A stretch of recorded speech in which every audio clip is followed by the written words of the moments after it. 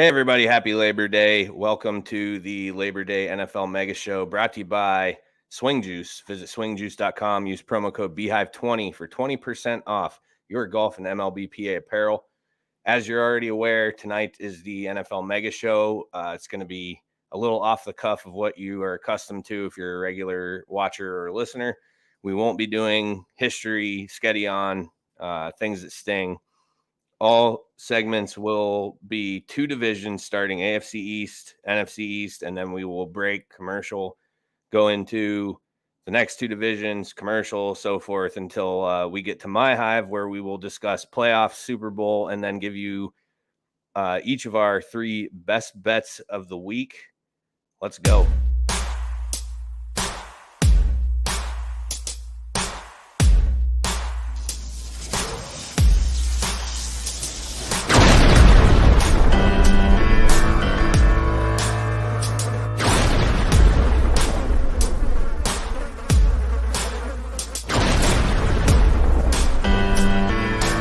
Welcome to the Beehive Sports Podcast.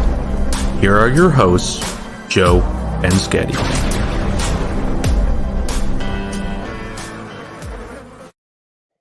This segment of the NFL Mega Show brought to you by Busch Light. Busch Light apples back on the shelves. Get it wherever you purchase your adult beverages. Please drink responsibly.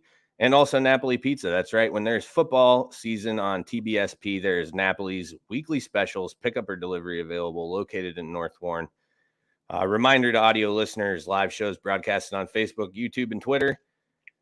Give us a follow or subscribe. We appreciate it. You can find us on Facebook and YouTube at the Beehive Sports Podcast, Twitter at the Beehive SP, Instagram at Beehive Sports Pod. Follow us on all platforms. We appreciate it. And live show listeners, did you miss some of the broadcast? Recap with just the audio on Spotify, Apple Podcasts, Amazon Music, iHeartRadio, and more. I just submitted us to Odyssey. Oh, okay. Yeah, trying to get on there. So they said it's a big one. Odyssey's getting huge. That's how I listen to GR, like WGR, Bills Radio. I use that to play back the Howard and Jeremy show because that's my favorite radio show. So, but they have ton. You can find just about anything, any radio station, all that on there. So I submitted it. They said it's like 30 days before you hear back. So when that time comes, then we'll, get that out there. So like I said in the opening, NFL Mega Shows tonight. It's not your regular segments that you have become accustomed to. It's a little bit of a breakaway show. Commercials will still be airing after every two divisions are discussed. So basically what we did was Sketty found a website called Playoff Predictor, where you actually go through each week of the regular season, picking wins and losses, and all the way to week 18. And then it, shows you the results of everything you selected throughout the whole course of the season. Then we did playoffs and Super Bowl too. So what we're going to do is I got the banners made up. So every division, we're going to start AFC East, NFC East. And when we get to those, I'll be popping up on the screen a team, the record that I picked, the record Sketty picked, and where they're going to fall in the division, first, second, third, or fourth. So that's kind of the idea of tonight's show. And then, of course, like I said, in My Hive, what you would normally know as My Hive will be the Super Bowl playoff talk, and then the three baggers. So we got our bets picked for week one. So we'll get to those. Local shout outs. Like I said, we aren't doing anything regular, but we did decide there was one local shout out we needed to do. So I'm going to let Sketty take that away. Yeah. So Eisenhower, I don't even remember who they played this week. I should have looked at it. But they won their game. I believe it was 27-14. Was it Cambridge? Something like that. But apparently the defense, you brought this stat up last week, with a minute to go, they allowed 14 yards of offense. Something stupid like that. Yeah. Well, apparently in this game, they held whoever they played to minus 28 yards of rushing offense, which is super freaking impressive. And I don't know how you give up 14 points when you allowed minus 28 yards of rushing. Someone needs to get to me and let me know, how did you let them score 14 when they had negative 30 yards of rushing? I don't understand it, but that's awesome. Eisenhower guy, love to see the defense being tough like that, but crazy stat. Yeah, so it was Cambridge Springs, minus 28 yards on the ground. They had to have like 150 through the air. I didn't look this up. They had to do something. Kickoff return. I don't know. I'm looking on your daily local right now, and I immediately got jealous because D9 and 10 Sports is doing this extra point show now with JB Graphics. JB is the host, I guess. And they had Chris Bunk on. Oh, your guy. That's my dude. That is your guy. His mom said she was going to tell him to listen, and he was going to get a hold of me. He still hasn't. Your free merch is just sitting here, collecting dust. All I know is I love to see Eisenhower doing well. I'm about to get one of Swanee's Pasture Pain hats for sure. Love it. Yeah. Oh, yeah. I want one of those too. Yeah. Fucking awesome, aren't they? Yeah, they are. I also want one of those. So we need to, when those come out, we got to get in touch with Swanee. We need to get Benji Bauer on the show. I agree. Kid's a monster, apparently. Yeah. I'm going to figure out how to get a hold of him. I think Eisenhower had like 337 yards rushing, something like that. It was an astronomical number. 337. Yeah. And like 180 of them were Bowers. Yep. Okay, so obviously the touchdowns were passing touchdowns, clearly. I'll be finding the spot. I'm going to get out of work early. I'm going to an Eisenhower game. I got to see this defense. I want to go to one too. We'll set something up on a Friday night. Get our hats first. Yeah, I agree. Swanee's in the comments. Yeah, Swanee. Reserve 2 of the Pasture Pain hats. We want them. Yep. I will get you whatever we owe you. You just let me know when they're done. And save 2 for Sketty and I. Because I definitely want one of those. Absolutely. Those things are sweet. All right. Are we ready to roll? Because I'm going to sit here and look through Eisenhower stats all night if we don't. I'm just reading through this just super impressive. You know? Yeah. I'm ready to rock. Yep. When do they play again? Hold on. Did it say that? Oh, Union City. Last line in Hagberg's article: Eisenhower welcomes Union City to the Pasture Pain next week. Mate, what do you work Friday? No, but I'm not going to be in town. Okay, all right. I don't think. But if something changes, I will be in touch with you because I definitely want to go to a game up there. Yeah, we'll get something on the schedule together. We'll go up. Cool. All right, so let's get on with it. We're getting into the AFC East, NFC East. So that's the start of the NFL Mega Show. Like I said, this is all NFL. Oh, here, look who just showed up. Chris Bunk, there he is. It's about time. Yes, we do. I do have some golf towels, maybe a hat. I don't know. I gotta look. I have koozies, but you can only use them for Pepsi products or Coca-Cola products for another couple years. I have some stuff for you. Chris, message the Facebook page, and I'll get in touch with you and figure out how to get you that stuff. And we're having you and Benji Bauer on the show soon, so let them know. All right, on to the NFL. Let me get the banners rolling here. We're starting off AFC East, obviously. We're just doing them in the same order we did the fan rant. Okay. So this one, I think we were the same on, and there is a lot of differences. So I'll note that, but this division was not one of them. We have the Bills, obviously, both of us had them going, winning the AFC East. I had them at 14-3, Sketty 13-4. I don't think there's a whole lot of argument to be made for this one, unless you ask Dolphins fans. They may say differently. Yeah, I mean, go ahead. Best team in the AFC East. Maybe the best team in the AFC, at least on paper. I just don't see them struggling. I think we kind of discussed beforehand, for me, if the Bills don't win 11 games this year, I think everyone needs to consider it a disappointment. Just looking at their schedule and with the team they have, I think, there's no way they don't win this division. It would be a big disappointment if they didn't. I would say it depends on what they do in the playoffs. Someone else told me that too. Yeah, if they go 11-6, make the playoffs, and end up winning the Super Bowl, nobody's going to give a shit about the 6 losses in the regular season. I agree with that, but I'm saying going into the playoffs, what's your Sure. number? Like where Yeah, I mean, when you they're get there, if you're not projected the 1 seed, right, they're projected to be the 1 seed right now, and that's actually something I was listening to on Howard and Jeremy, where him and Sneaky Joe were, like, going at each other about this, and again, I think I've mentioned this on the show before. I rarely agree with Joe DiBiase, Sneaky Joe, they call him. But he was like dead set on getting the 1 seed. Like, we want home field. We want that bye week because the AFC is pretty deep. There's a lot of just a lot of talented teams, like the 5-6 seed are going to be teams that are good. It's usually the 7th seed, like last year Steelers that weren't really a threat. Same in the NFC, 7th seed.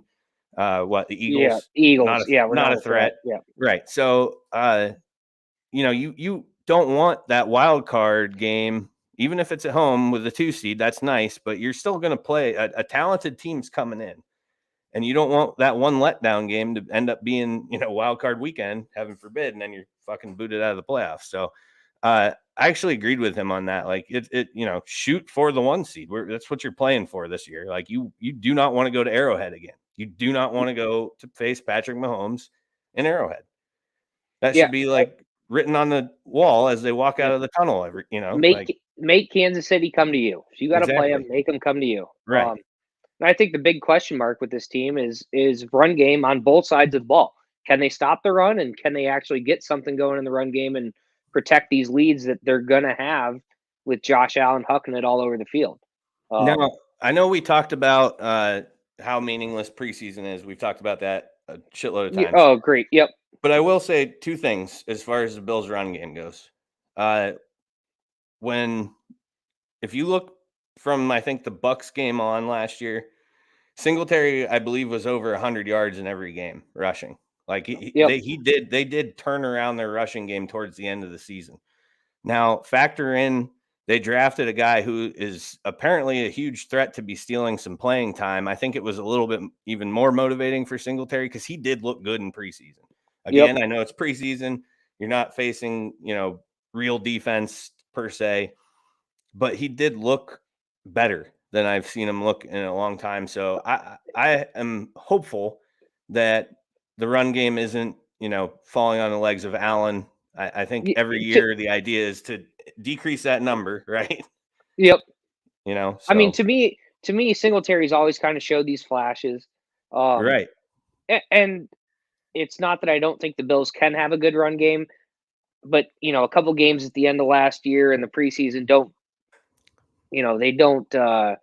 prove anything to me. I want to see it this year. I want to see it consistently this year. Right. Which obviously there's going to be games where the Bills are they're going to huck it all over the field because they can. Right. So a bad game or 2 from Singletary it doesn't mean much to me, but I want to be able to see on a consistent basis, hey, if we need to, we can run the football. We can run the football. And I think that's what they need if they're going to advance anywhere in the playoffs. You have to be able to run it come, when the snow starts flying. We get into, January, you have to be able to run the football. All right, moving on to second. Like I said, we matched the whole way down on this one. Dolphins, I have them at 10-7. Sketty has them at 10-7. Tua, I think, is the hang up on this team at this point. And my other concern with Miami is that Flores left. Flores was the reason that defense thrived, and that defense was the reason why they've been slightly in the conversation here and there for over the past couple of years. So I don't know what that defense will look like under an offensive-minded Shanahan guy. Yeah, Mike McDaniel. Yeah, I totally agree with you. It took the words out of my mouth. I think this team is going to go as Tua goes, and it's going to go as McDaniel goes. Now, I do have a little faith he's going to figure out ways to get, Waddle and Hill the ball without having to throw it downfield. I saw one of the preseason throws from Tua where he just underthrows Hill by 10 yards, which was an easy touchdown if it's a good ball. If, without the good ball, it was still a 30, 40-yard gain. But yeah, those are the big question marks. Now, I think this is a team that honestly is kind of my sleeper team. I think they can win the East if those 2 things go well. But I don't have a lot of faith in that happening. Tua hasn't shown it. McDaniel, I never liked offensive guys from an offensive head coach. So it'll be interesting to see how it plays out. Yeah, I'm gonna agree with that part too, with the sleeper thing. If anybody, if Buffalo does have that 11-6 letdown regular season, the only team who I think would in this division who is capable at this point of passing them for a division lead is Miami. I agree. Third, we got Patriots, both at 8-9. So keep in mind, we had 10-7, 10-7, 8-9, 8-9, and we did these separately. So this was literally we each went to it. Mine was done. Sketty's was done. He sent it to me, and I did the banners. So these are not. We weren't like going down them together and picking it, against each other at the same time. We did it separately. Both had the Patriots at 8-9. A lot of talks of some Mac Jones regression from last year. Through camp said that he just looks like complete shit. So I don't know. I don't think that I don't think they're that good anyway. I don't really know how last year really unfolded for them, other than the fact that Belichick can figure shit out when he needs to. Yeah, defense got hot. The run game performed, and I think they need that with Mac Jones.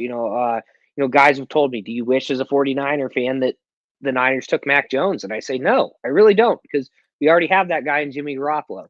I just think there's a cap to what Mac Jones could do. That defense has to play awesome. The run game has to work well, and then you have to get some playmakers around him, which, everything I've heard is that Devontae Parker looks like a new guy in this offense. So maybe you have a skill player that can get out there and do it. I love Jacoby Myers.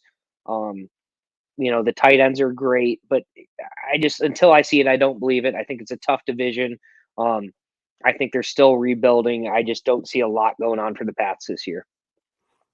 Yeah, I mean, I really don't have too much to say on him. I just don't think Mac Jones is going to end up playing a full career there. I don't. He just can't. I see what the Patriots did, and I like the Mac Jones pick for them because, again, as a guy whose team, like, we feel like we can coach any quarterback up. Mac Jones is okay, but in that AFC with the young talent they have, like, you're going to get into games where this guy needs to be able to throw you 4 or 5 touchdowns to win those games, and I just don't see that in Mac Jones. Yeah, right. I just don't see it. Like, you're going to have to really put a team around him for him to succeed. Yeah, I'm with you on that. And he looks like a bag of milk when he has no shirt on. Jets, 3-13-1. I like, your tie. I forgot you picked a tie. I love it. I saw it was an option. And if I'm not mistaken, I couldn't remember when me and you first were talking about this, and I told you I had a tie. I couldn't remember who I had the Jets tying. It's the Bears. We'll find out. Yeah, I don't want to. I blew it. I mean, it's the Bears. I only learned that because when I was inputting the banners just an hour ago or whatever it was. There's got to be a tie somewhere in the league. Usually one a year, So maybe sometimes 2, but I only did 1. I did the Jets and the Bears are going to tie.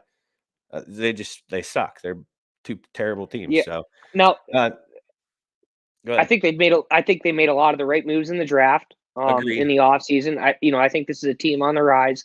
I can see them potentially winning 7 games, in a best case scenario. But you just have to hope Zach Wilson develops, and I just don't know that that's going to happen. But, I'm rooting for him. I love Robert Saleh. That's my guy. I hope they start to turn it around, but I don't think this is going to be the year. I do agree in free agency and the draft that they definitely address some needs and are trending the right way. I just don't think we're going to see a lot of results from that just yet. Yep. I think this is Detroit Lions from last year where, like, you're going to see flashes, but they're not there yet. Yeah. Yep. All right.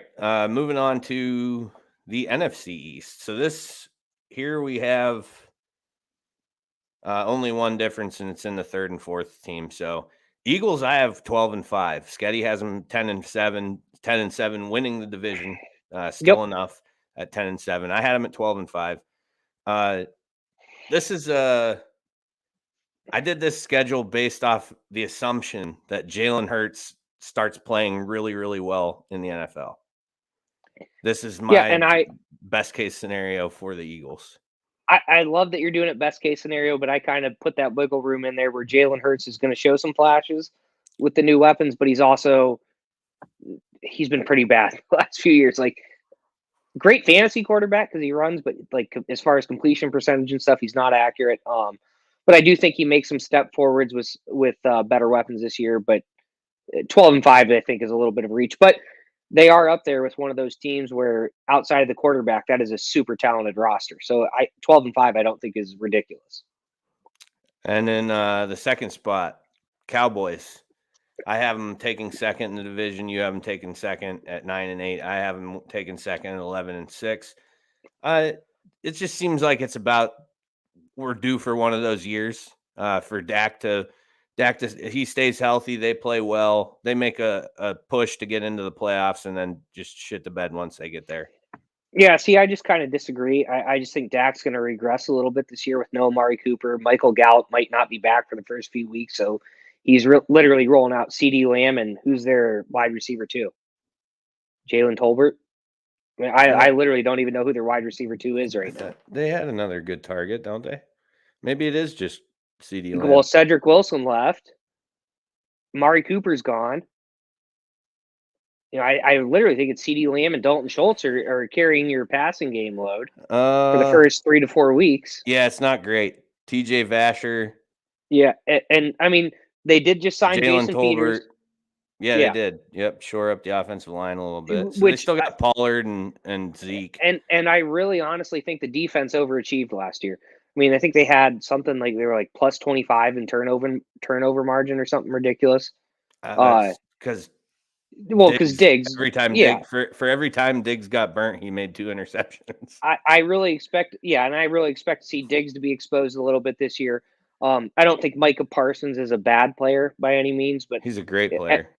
Everyone's saying that he's best defensive player in the league, and let's just see what happens year 2. Let's pump the brakes a little bit, and if he produces in the second year, I get on. But I just don't think Parsons continues to be a beast, in my opinion. I don't think that's going to stop until he's stopping in Canton. I love Micah Parsons. I hope that that's true, but I just, again, I'll believe it when I see it. That dude is pump the brakes. Really good football player. All right, on to the third spot. You have him at the third spot. The Washington Commandskins. Because I can't get into the Commanders yet. It hasn't grown on me.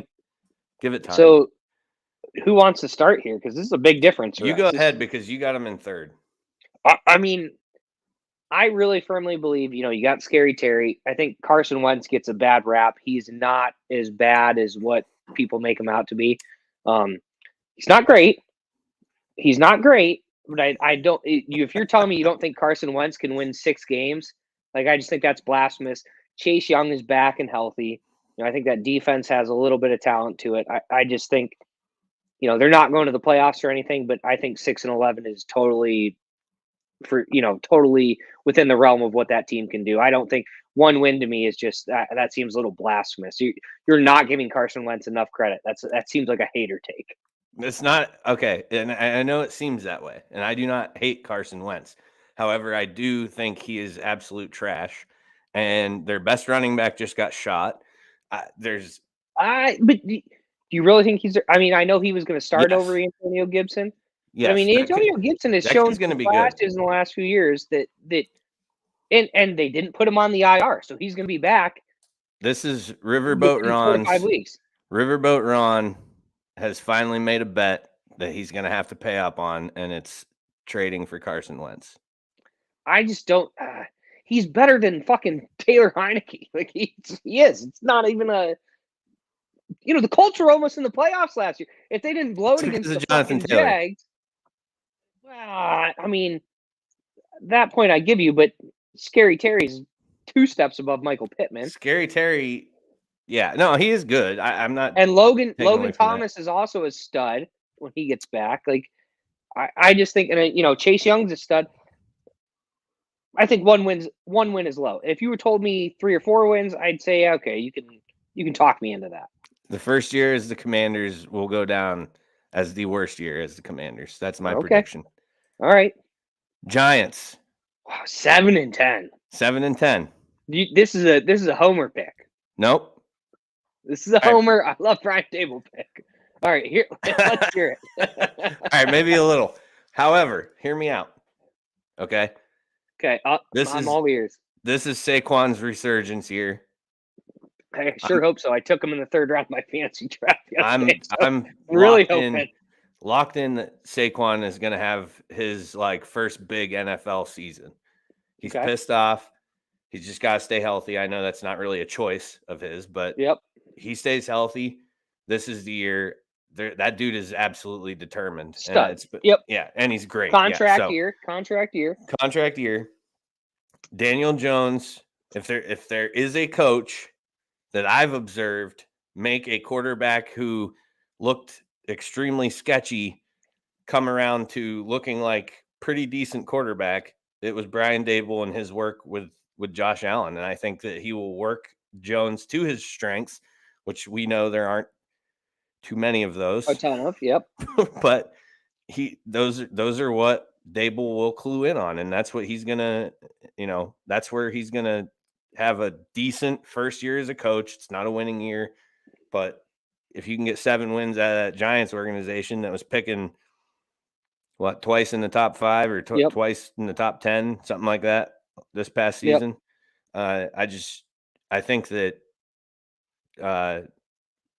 Daboll is building what he's taking a page out of what McDermott and Bean did, and just let's do this through the draft. Let's do this the right way. They're going to cut big contracts. They're going to keep guys that will be productive. And I just think that this is the first step in the process of the Giants turning that team around. So yes, probably a little bit of a homer pick because I do love Brian Daboll, and it is a bummer that he left Buffalo, but at the same time, I'm pretty stoked about Ken Dorsey being there still. So, because he was in line to go with Daboll and he chose to stay in Buffalo and take the OC job. So I'm happy about that. But that's where I got the Giants as 3rd. You got them 4-13.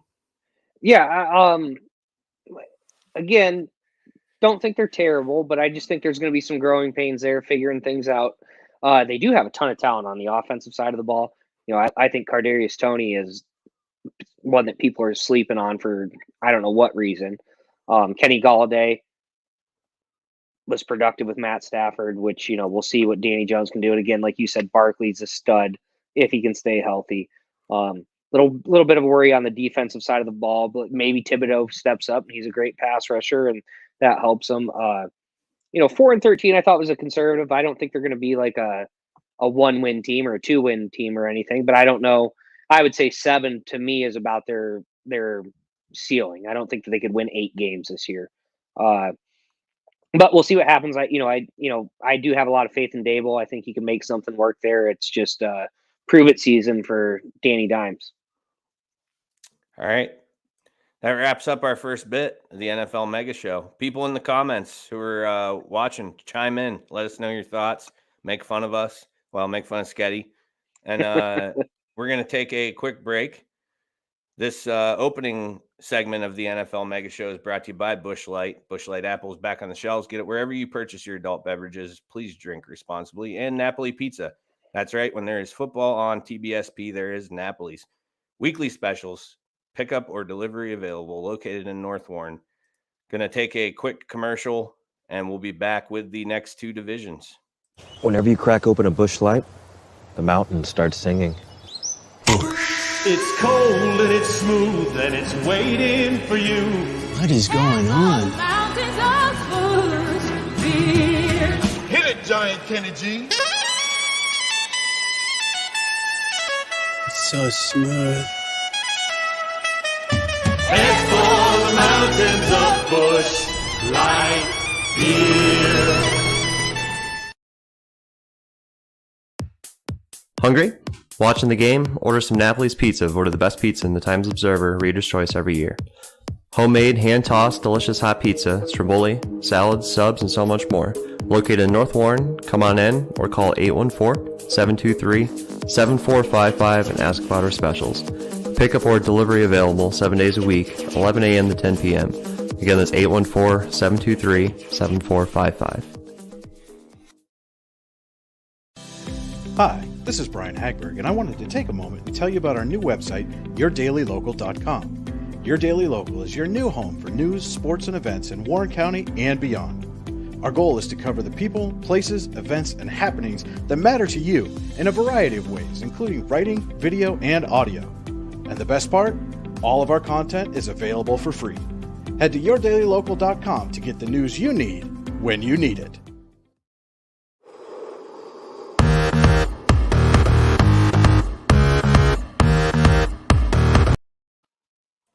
All right, we're back.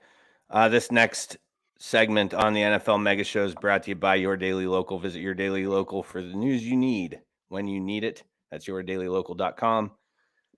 We're on to AFC, NFC North. So we're going to start off. Let me get the banner going here. We start in AFC or NFC? AFC. That answers it. So we have here you and I did first and second the same. And then we got a flip-flop on the third and fourth spot. So Bengals. It's a little shocking to me, but okay. I have them at 11-6. In first, you have them at 13-4 in first. What was shocking to you? The flip-flop of the last two. But we'll get to it. We'll get to it. All right. So Bengals, go ahead. I don't expect the Bengals to go to the Super Bowl again. I'm just going to let that surprise out right now. But I do think that they're probably the best team in this division. Joe Burrow's a stud running back, stud wide receivers, offensive line's improved. The defense, maybe a little bit of question marks there, but I just think talent-wise compared to the rest of the division, they're better. And I don't recall the specifics of their schedule, so I can't tell you what 4 games I had them losing, but just a lot of confidence in Joe Burrow and that offense. Yeah, it's pretty much where I'm at with it, is that the offense is going to be their, bright side, with the defense being meh. They're not horrible, but they're not going to go out and win you a game. They're going to score. They're going to score some points though, so you can hide. Yeah, right. Exactly. Yes, exactly. And Jamar Chase, I think, has an absolute monster year this season, because he's really guy who on this show we were laughing hysterically about because he was bitching about the football in preseason, not this past preseason, the one before, about how there's no white stripes painted on the football in the NFL, so he doesn't understand. So what did he say? Yep. I can't remember what he said. Yeah, can't catch. Hard to see the football. Hard to see the football because it doesn't have the white stripes. Obviously, he was slow rolling everybody. Yeah, hustler, baby. Fooled us because we were hammering on him like, holy shit. And then turns out has a fantastic season. I actually think, to your point, I think Jamar Chase is going to actually take a little step back this year. Not that he's not real good, but I think he's going to be seen as the one in this offense. Teams are going to try and take him away, and I think to see a little bit bigger season out of T. Higgins and Tyler Boyd. Right. Yeah, I think that Joe Burrow is going to beat you other places. So yeah. Well, the thing is with the reason why I do think Chase doesn't regress is because Joe Mixon. Honestly, they can keep Joe Mixon. They keep a steady mix of the run in just about every game they play, and Mixon might not be, your top 5 fantasy type running back, but he's steady. Yep. He's extremely steady, puts up, decent yardage each game. You have to take note that he's on the field.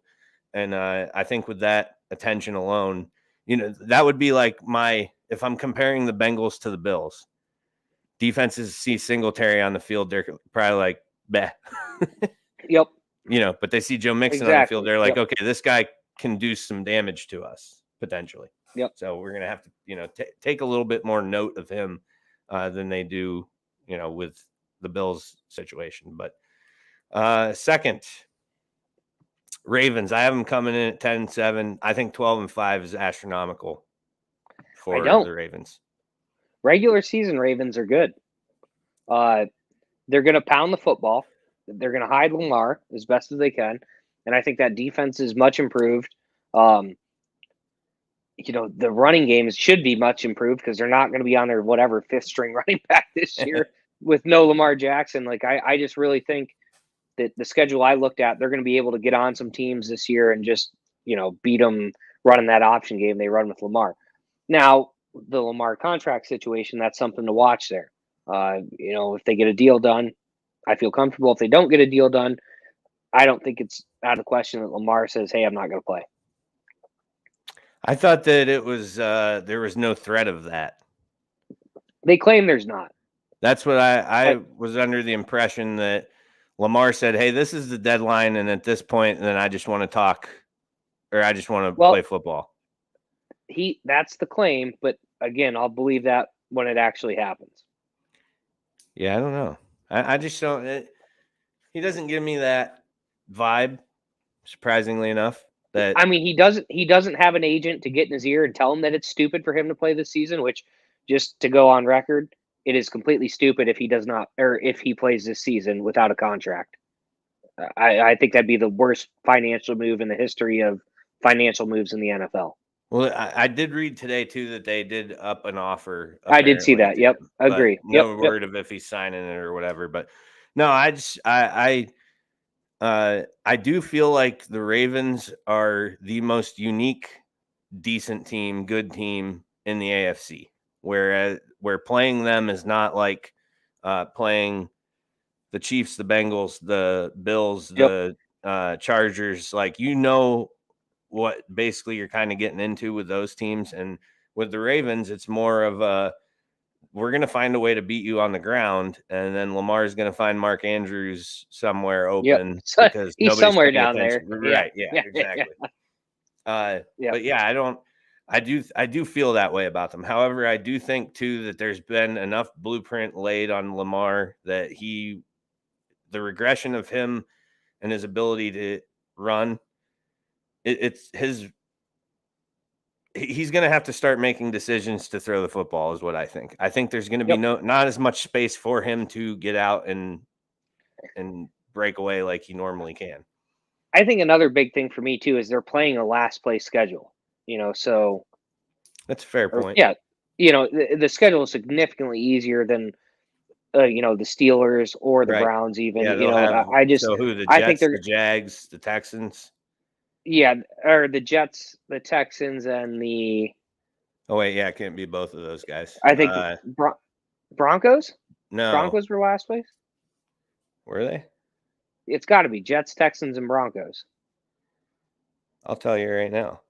Has to be because the Chargers missed out on the tie, which the Broncos game will be suspect. Yeah, the Ravens start out with the Jets. Yeah. So schedule, they got Washington, Jets. Then they play the East, so they got the Dolphins. They have the Dolphins. Wow. Yeah, that's what I'm saying. So I think they have the Ravens play the entire AFC East their first 4 games. Oh, really? See, I think the Bills are the only team. Jets, Dolphins, Patriots, Bills. I think the Bills are the only team that threaten them. But yeah, I mean, I literally think they're 3-1. The Saints, Panthers, Jaguars, Falcons. Yeah. So I'm saying, I just think the schedule is too easy for them. Like, I think 12-5. Yeah, they do have the Broncos, though. You're right there. Yeah. Yep. I didn't think I guess they did finish last. All right. So, yeah, both of us have them coming in at second behind the Bengals. Steelers, I have them at 8-9, finishing third. Sketty, 5-12. The lowly Steelers, they're going to be 4th place. I think they're in for a rude awakening this year. Now, granted, to your 8-9 record, if Trubisky plays well, they could do a little bit better than 5-12. But I still think that offensive line is fucking terrible. Officially named the starter, by the way. Who's that, Trubisky? Yeah, well, they haven't come out and said it, but they released their depth chart. He should be. He should be. He should be the starter. And I've been on the show before. I've been on the record saying that Trubisky, I think, is the guy there. Like, I love that signing for them. I just think the rest of the team is kind of suspect. You got Deontay Johnson's banged up. Chase Claypool's banged up. I just really don't see him. They're going to be right there with the Browns at the bottom of this division. Which is where I have the Browns. 7-10. 4th place. Yeah, see, I think that's generous. I think 7-10. When you're looking at those first 11 games without Deshaun Watson, I think 6-5 is the absolute. Everything goes perfectly. That's their best case is 6-5. I think it's more realistically, 4-7, 3-8, and then I don't even know when Watson comes back. He looks so rusty in the preseason. I don't know if they run the table when he comes back. It's a long, long time for him not to play football, to come in and just absolutely light it up. Now, that being said, I think this is another one of those teams where in a situation where they bomb the first 2 games and they say, fuck it, we're trading for Jimmy Garoppolo, I think this is also a team that could sneak into the playoffs. The rest of that roster is really, really fucking good. Yeah. I just don't expect much from Jacoby Brissett. Yeah, I don't either. It's just hard to win with him. He's tried in many places. He did time with New England. He started, I think, a full season, didn't he, in Indy? Or at least a majority of a season. Majority of the season, yep. And he's just not the guy who's capable of putting a team on his back and carrying them to a bunch of victories. It's just not going to happen. And in today's AFC, it seems that points, a lot of them, you're going to have to score at some point in the season. You are going to have to score points, whether it be might not be the regular season, but when you get to the playoffs, you're going to have to score a shitload. Yes, a shitload of points. All right, so we're moving on to the NFC North, right? Yeah. Okay. Yeah. So this is we're all over? close. We're pretty close. Okay. The whole way except for one team. But order wise, we both have the Vikings winning the division. I think it's their time. I think most talented. Yep. The Packers have owned the division for God knows how long. I don't think that the chemistry with Rodgers, and I'll get into the Packers. I mean, I know we're supposed to be talking about the Vikings right here, but the reasoning for the Vikings winning the division is because of a Packers regression. That's the only way it's possible. Because if the Packers, I think they would be close. I think the Vikings are taking the right steps forward, but I agree with that. The Packers are going to come back a little bit. That helps them. Yeah, it definitely helps them. But I mean, they typically, I think, the last 2-3 years they've split with the Packers regardless. Even when the Packers were dominant, they're still competing with them as far as a division foe. But there's just a lot of pieces to that puzzle. That's a good football team. I agree. It really is. If they stay healthy, defense will be the question mark. Yep.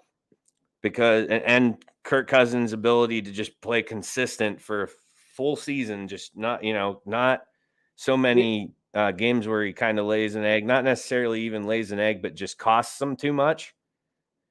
Yep. Exactly. Yeah, he can have a productive. He's the type of quarterback who can have a productive game and still cost your team the game at the same time. Yep. That's kind of like my best description of Kirk Cousins. And but Jefferson, Thielen, who's they got Dalvin Cook. Dalvin Cook, but they got another receiver now too. I can't remember who the hell it was. Don't know. It's Irv Smith. In this moment, Irv Smith, the tight end, should be healthy and better. And they're starting off with Green Bay too. I mean, that's like right out the gate. Yep. I'm gonna look real quick because I want to know. I think we can say it because neither of us picked them in the 3-bagger, but I think we both talked about. The Vikings are damn close to being one of our 3-bagger picks this week. Oh, they just traded. They just traded for Jalen Reagor from the Eagles. For what, a washing machine? The guy's no good. Maybe out of Philly, he has a little resurgence. You're right. That's what I mean. If he has a quarterback who can deliver him a football, possible. Yeah. So, and I just want to note their number 2 quarterback, because me and you argued about this like 3 weeks ago.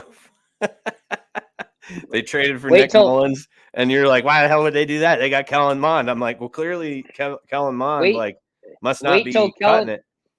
Wait till Kellen Mond leads the Browns to a 7-4 record without Deshaun Watson. I mean, that's still one say you're telling me anything. We're talking about the Vikings. I did a funny meme that I saw. I don't know who the other guy was, but they were laughing at the I think it was the Eagles GM because he traded Rager to the Vikings. And he's like, here, go sit behind the guy we should have drafted in front of you. So you have to watch him score touchdowns Jefferson. every week. Yeah, yep, exactly. No doubt. Yep. All right. Coming in second to Packers, 11-6. You have them at 10-7. I think 11-6, to me, I lowballed this, I think. Because I do think they can win more games than that. I think they can, but I also think that they could have a losing record this year. I think people too much Kool-Aid on the Packers and Aaron Rodgers. Alan Lazard's your number one. All these people can spit all the bullshit they want about the young receivers, Romeo Doubs and Christian Watson. There's one fact in football that I know, and it's Aaron Rodgers hates fucking rookies. He hates them, despises them. Anybody he doesn't trust, he does not throw the fucking football. And you can say all you want about his nice preseason, and that's great. If Aaron Rodgers breaks his leg and Jordan Love gets in, then maybe Romeo Doubs will be good. But we haven't seen Aaron Rodgers do shit with this guy. I think it's going to be a lot of handing it off. To your point about the trust factor, okay? So I know it was public that Rodgers made comments about his young receivers already. Yep. However, I'm listening to Howard and Jeremy, and they kind of round table different teams too. They were talking about the Packers. It has been documented apparently and well known that Romeo is in his inner circle already. I disagree. He's in the inner circle. Did you listen to Aaron Rodgers on McAfee the other day? No. So listening to him on McAfee the other day, and again, this is reading between the lines. It's nothing that he said, but I think that listening to him talk, to me, it sounded like he was more impressed with Christian Watson, who's been banged up, than he was with Romeo Doubs. Like he kind of said he liked Romeo and that Romeo was kind of humble in his approach to the game where, hey, I realize I haven't done shit yet. I still need to come to practice. I need to do work every day. I need to get better. But it kind of sounded like when he was talking about Christian Watson, like, this is a 6'5" guy who runs like a gazelle now that he's healthy. Like it just sounded like Rodgers was more impressed with him, more enamored with Watson than he was with Doubs. Like it just sounded he was trying to be positive on Doubs. But... Yeah, the word is that Romeo's like at his lunch table, which is rare for a rookie. I'm trying to figure out with people to do some sort of Romeo Doubs bet because I'm almost willing to say he finishes no better than their third wide receiver this year. I'll look into that. I might take that bet. Okay, I like it. All right, Lions 6-11. You got them at 8-9, which I like. I like the 8-9. This is my dark horse team. I think the Lions can win this division this year. I really firmly, as fucky as that sounds, I firmly believe they can win this division. And this shows you that I'll stick with it. I said this last year. They were my worst to first prediction, my way too early worst to first prediction for the Lions. I'm going to stick with that. I think they're my dark horse. The Vikings with Kirk Cousins don't impress me. I think there's a lot of turnover in Green Bay. I love Dan Campbell. If Aiden Hutchinson can get any kind of pressure on the quarterback, I think they can win 11 games and win this division. I would love that if it happened. I would too. I don't know that it's gonna, but that's my pick. I'm gonna roll with it. I think we should low key kind of tout the Lions this year on the podcast. Just really follow what they're doing, and you know that I love MCDC. This is the so Niners. Campbell's the man. Last year they were the 2018 49ers, I believe. Like they lost some games. Like think about that Ravens game. They had the Ravens beat, and then Justin Tucker bangs home or whatever it was. 65, 66 yarder, 67 yarder, whatever the hell, when he hit the crossbar and it banked in. Like, I think this is a team that was close. If Hutchinson can get some pressure on the quarterback with the improvements they've made, I think this team can make a leap this year. I love Campbell and his one-liners. And I don't know I truly believe that he has that team bought in to what he's selling. Again, not to always bring it back to the Niners, but it kind of reminds me of like when Harbaugh got there. Where like when you can make those guys buy in and believe in what you're doing, the team can overachieve to what the talent level is. So Agree. yeah, I do. I like the Lions. The Yeah, the Bears. Bears are bad. The Bears are bad. I don't know how I got them to 3 wins. I don't know what they did where I gave them 3 wins. I know they played the Seahawks and that was 1, but I have no idea how I got them to 3. You might have them beating the Jets. It's possible. I don't know. I don't know how I got them to 3. It's not going to be a lot. I got them to 2 and a tie. Yeah, 2. They're tying Okay, the there we go. Jets. Yeah, so that's what it's got to be. 2, 14, and 1. Upset. Brutal. Yeah, Fields is. I just think that team's in the roster itself is an absolute mess. I mean, just for shits and giggles, let's like kind of run through it a little bit and see if we even know anybody.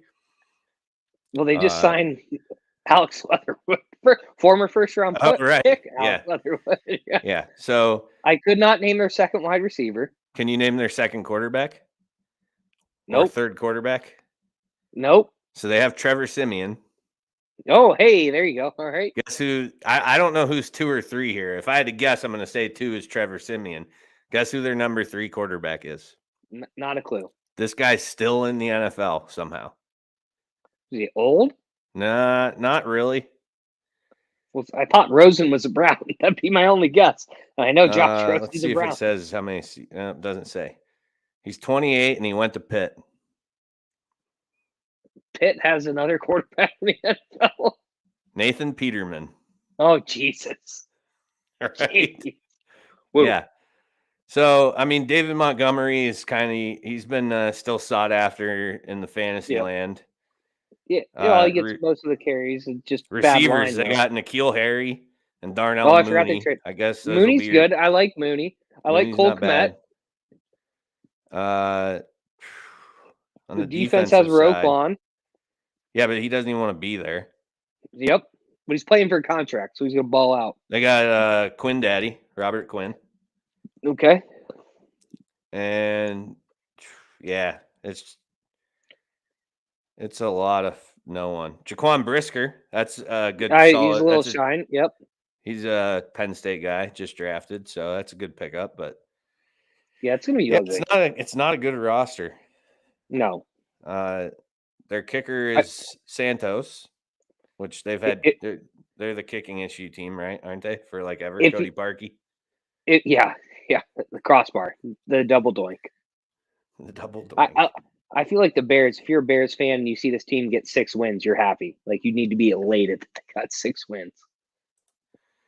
All right, that's going to wrap up those 2 divisions. We will take a quick break. And it's going to be real quick, like 30 seconds. And we're going to be back with 2 more divisions. This segment on the NFL Mega Show Labor Day Special brought to you by Your Daily Local. Visit yourdailylocal.com for the news you need when you need it. As I said, we'll be back in 30, 2 more divisions. Hey there, everyone. This is Phil with JP Photography. I know. A photography ad on a sports show? I get it. You're here for sports talk and listening to Joe and Sketty's insane rambling. Wait, what? But bear with me for a few. I just want to tell you that JP Photography not only offers wedding photography, but also does events, engagements, headshots, family photos, and even some product photography. Be sure to check us out on Facebook and Instagram. Just search for JP Photography or go directly to our website at johnphilphotography.com. That's JONPHIL photography.com. All right. We're back. Go ahead, Sketty. Okay. This NFL, what do you call it? Mega Show? Whatever. This segment you came up with the name. Yeah, well, whatever it is. It's brought to you by Complete Roofing Systems. The best the business has to offer, match with the best prices. For your free estimate, go to crsroofingteam.com or call them at 716-640-4609. So right into the AFC North. We have one difference in this division. That's it? Yep. So Colts Okay, were pretty much right on with each other here. 11-6, 12-5. Yep. Colts, Matt Ryan, Jonathan Taylor will lead the team again. Matt Ryan might have a running game for the first time in ever 10 years. Yeah, probably ever. But yeah, Devontae Freeman, I guess, had an okay solid defense. solid defense. You know, it's just it's a well put together team, and they'll go as far as Frank Reich, you know, takes them. I think this comes down. A lot of people will argue that the Colts win-loss situation will come down to Frank Reich because there's a lot of people who aren't completely sold on him as a head coach yet. He did make, I can tell you, some questionable decisions in the playoff game against Buffalo 2 years ago or 3 years ago, whenever that was. So yeah, I don't know. As far as the division goes, I think it's a pretty easy pick. Although I only have them finishing one game over the second place team. Yeah, and I mean, not that Matt Ryan's great, but I do think that he is better. Like just everything, the run game's better. He's the best quarterback in the division, probably. And the defense is the big thing for me. I think that's the best defense in the AFC South. Titans, 10-7, 9-8, pretty close. Again, we're one game off on the last two teams here with the Colts and the Titans. It's just, you know, typical Vrabel type season. It's Tannehill will do some things in some games. Derrick Henry, they'll put the heavy weights on. If he stays healthy, they'll succeed. Yeah, I have questions about Henry staying healthy. I mean, he's 28 years old. I think I saw something. He's got 1,500 NFL carries, which is a lot. I think the defense is going to take a step back. You don't have A.J. Brown there to take the top off anymore. You know, you're Traylon Burks and Robert Woods, who I do kind of have like a little soft spot for Robert Woods. I don't know why. I just think he's talented. He kind of got Bobby Trees kind of got a bad rap in Buffalo, I felt. I'm a big fan. No, he played good in Buffalo. Yeah, I did too, but I felt like people kind of like thought it was an overrated pick. Yeah, exactly. I love Robert Woods. He can block. But we'll see what they do. You know, again, if Henry stays healthy, it's a different situation, but I don't have a lot of faith in Henry staying healthy after the beating the guy's taken for whatever, the last 3-4 years where he's just been, you know, 300 plus touch guy a year. I'm trying to find a text message I sent to Ethan. Ethan came on and represented the Titans in the fan rant. I can't find it though. But anyways, they just lost a Pro Bowl pass rusher for the season. Harold Landry is that guy's name? Landry, yes. Yeah. Correct. Yeah, which that hurts. That does hurt. That's a big loss for them. So yeah, it's just typical Titans. I think last year was an anomaly, them getting the 1 seed. You know, it never should have happened. No way that happens again. Yeah. Four other teams in the AFC who were probably better and more deserving of a 1 seed. But it's just not the way the cards fell. So agree. Third, I have them at 4th, you have them at 3rd. Jags 3-14, you have them at 6-11. I know you're big on their backs. And of course Lawrence, I mean, I think Lawrence, he's going to hopefully take a step in the right direction. Right. You know, again, I think I told you last week when I kind of had him in the fan rant or whatever, 2 weeks ago. You know, Christian Kirk, everyone hates on because he got that mega deal, and no one wants to pay that amount of money for Christian Kirk, but he's still a good wide receiver. They just paid him too much money. You know, I think this is going to be an improved team. Etienne comes back, which I think is huge. James Robinson, by all accounts, is ahead of schedule and looks good, which normally after an Achilles guys don't look great. You know, I kind of think they messed up the first pick in Tavon Walker, but maybe he works out. Like I just feel like, you know, 6 wins is realistic for this team. And then we go to the Texans. I have them flip-flopped with the Jaguars. You have them finishing 4th, 2-15. I have them at 4-13, 1 win ahead of the Jags. I could see that being – I could see your actual – all 4 of those going pretty damn close to what's going on there. For mine, I think I got 1 and 2 pretty accurate. I think 3 and 4 could be flip-flopped, or the Jaguars could have a little bit more success. I think they're definitely built roster-wise. They look like they could win more games than the Texans could. I agree. You know, you're kind of just betting on Mills Mafia taking over and actually being good, which I get that. You know, I totally understand it. You know, and I think the Texans got a little bit of talent there, but I just don't know if I trust Lovie Smith. I see. That's what I think I have the soft spot for. I think that's why I have him finishing 3rd. Well, see, I a like soft Lovey spot Smith. for Lovey. I don't know why. I like that dude. I couldn't name two defensive players on the Texans. I can name one only because they just drafted him. Derek Stingley Jr. is the only guy I can name on that defense. I was gonna say JJ. And the sad part is JJ Watt and Brian Cushing. I did a rebuild team on Madden with the Texans, and I still could only name Derek Stingley Jr. I should know at least 3 names. All right, we're gonna play the game then because I wanna check this out now. The one young guy I kept on my Madden somebody roster we know on it. Was Ross Blaylock, and they just traded him to the Vikings, I believe. So is that the biggest? 8. Let me see here. Biggest week 1 spread. Yeah, Colts. They're not going to be good. 8-point favorites over. Yeah. Never mind. Hold on. Yeah, Texans roster. Yeah, we're going defense. You said they did just pick up OJ Howard from who the Bills signed and then released. I thought he went to the Bengals, and I thought he went to OJ Howard. Yeah, when he left the Bucks in free agency, the Bills signed him, but he didn't make. Yeah, the roster. I know, but I thought that after the Bills dropped him, I thought I read that the Bengals were going to pick him up. No, so the Texans grabbed him. Texans have him. Yeah. Okay. Oh yeah, they got Mario Addison and Jerry Hughes. No, two Bills last year. Jerry Hughes is gonna be out there rushing the passer with his walker. Easy. I still love that guy. Blake Cashman, linebacker. Yeah, I've heard of that name. Yep. Christian Kirksey. He was Oh yeah, okay. Former Browns great. Yeah, he was a sought after free agent actually whenever he hit the market. Now their secondary, yikes. Not so hot. Now, Desmond King, I think. Let me see. He was a Penn State guy, right? Desmond King's the one. No, Iowa.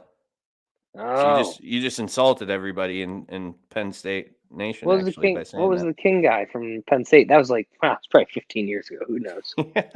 Might have been Justin King. I think he's the one who last year when they were playing the Bills, there was a video that went viral because he was running his mouth to Spencer Brown. Spencer Brown's 6'10", and Spencer Brown just kept going like this to him, showing him how tall he was. It's really. Have you ever seen it? The video? No. Dude, I'll send it to you after the show. It's hilarious. It's a good one. He's running his mouth wearing a shutout. Brown's just holding his hand up waist high, you're this tall. Okay, buddy. It's really it's a good one. So I'm with you. The Texans, not a whole lot going on there, but yeah, we'll see what happens. Mills Mafia, baby. All right. NFC South. Is that where we're at? Yes. Yep. Okay, so this one, you and I have got probably nothing. Nope. I was actually shocked when I look back. 2. Okay. We have 2 the same, 2 separate, and we'll start. Yes, I think Aaron, I did yours 1 through. I did yours 1 through 4. Okay. So we're going. This is as we go down them. This is your 1 through 4. Mine will be sprinkled in different. Okay. Saints. Yeah.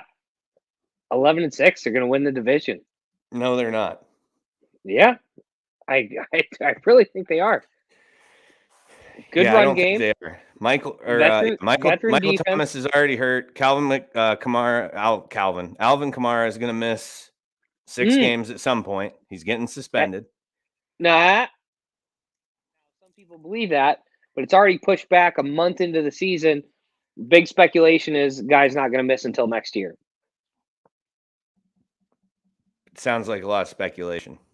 Well, I mean, the NFL. Now, my beef with the NFL. The NFL should just say this guy's on an exempt list until we figure it out, but they're not. Agree. I don't think they suspend him in the middle of the year. Yeah, they should do that. But I think Michael Thomas is back at some point in time during this year. You got Jarvis Landry there. You just signed Honey Badger. What's Coach Dennis Allen now? Yep. I mean, might be a little bit of turnover, but no, I really think this is one of the most talented rosters in the South.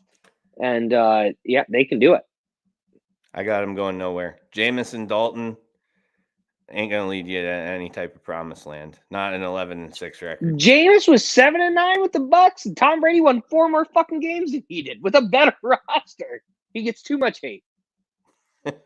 He's a crab leg thief. Wait a goddamn minute. You have the Bucks that'll wait. I can't wait to see who you have in first. You don't have the Saints in first, and you don't have the Bucks in first. Okay, all right. So let's talk about the Bucks. I'm stumped now, boys and girls. I'm stumped. So Taysom Hill's a tight end, Darren. He's not a quarterback. I got the Bucks at 11-6, and second in the division. Tom's gonna have Tom's offensive line's not gonna be as dog great. Shit. Yeah, he's gonna it's dog shit. It's not gonna be good, and I think he's gonna have a little bit of tougher time than he has historically. So I got him still good, still a talented roster, good defense, good receivers. Totally agree. But receivers are banged up too. Godwin might not be healthy for the start of the season. Center of the line's banged up, which everybody says if you're going to pressure Tom, that's what you do. Pressure him up the middle. He doesn't know how to react. Well, he can't move. Leonard Fournette's fucking 350 pounds. They should probably just move him to guard. That'd be the best thing the offense could do, but they're not going to do it. Yeah, I agree. I just don't see the Bucks. I think this is a little bit of a regressive year for the Bucks. All right, you ready for it? Yeah, Jesus Christ. I knew it was coming, but 12-5 with the Panthers. Yep. What'd you do? Get in the evidence locker? You've been smoking some shit. Baker, touchdown maker. Dude, I'm telling you, he's going to look so good playing in Carolina. And it's going to this is storybook material. If you look back historically on anything that's ever happened to the Cleveland Browns, that is true. That's a fair point. This is just let's just add this to another page in the book of the Browns just fucking things up. And Baker goes down there. He's got a legit receiving core. McCaffrey, if he stays healthy. Yeah, but that line is just fucking terrible. They made a few addresses to it. I mean, Quan is good. Maybe it's nothing that's gonna turn the whole thing around. I agree with that, but it's gonna be better. They're a new unit. They got some nice defensive pieces. Right. Between Dwayne Brown and Brian Burns, J.C. Horn, Jeremy Chin, they have some good defensive pieces. If you told me to pick a dark horse in the AFC South, I think I could get down with the Panthers. Yeah. But I just don't know that I would pick them 12-5. Just 11-6. I had my mind made up as I was before I even went. Apparently. So yeah, go Panthers. Remember that song when they made the playoffs? That redneck guy, Carolina Panthers, sharp teeth and claws. Oh yeah. Remember that? Yeah. We're gonna hear that shit again this year, and I can't fucking. All right, I hope so. Go Panthers! All right, and fourth, Falcons. We're a game off of each other. This is a team like you said. You didn't know how you got the Bears to 3 wins. I don't know how I got the Falcons to 4, but I did. 4-13. You have them at 3-14. Yeah, they're not going to be great. I mean, I think Mariota could show a little magic. He got Kyle Pitts there, and maybe Drake London does something, but they're just not a talented roster. No, it's a really bad roster. That's a team who we talk about. Name a player on the defense. Do you got anybody there? AJ Terrell, stud cornerback. Don't ask me to name the second one. Nope. I said don't ask me to name the second one. I tapped out at one. Let's check it out because now I'm curious. So Marcus Mariota, QB1. Desmond Ridder is QB2. Yeah,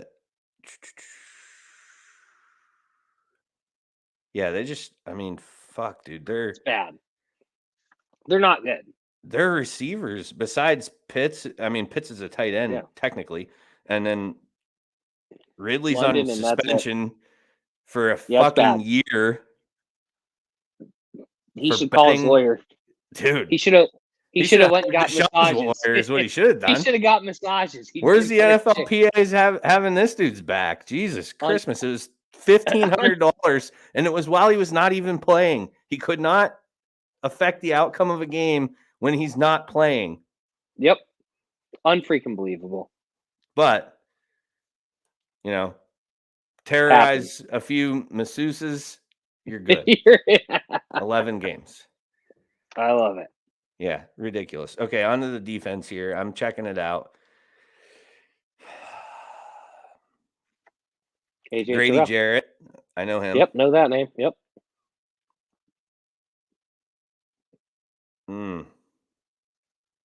Rashawn Evans. Sounds like a name I should know. I feel like it's a former Bill. Yeah, they have nobody. It's bad. They might give up 65 points a game. That is one of the worst defense. Oh, they got Dean Marlowe. That's a former Bill. There you go. If Dean Marlowe's starting at safety for the Falcons, I'm not saying he's not bad, but he was like a great special teams guy. Like that's who he was for the Bills. So they're in good shape. And that's during a time where the Bills weren't all that great. Yikes. Oh, Casey Hayward. Yep. We know him?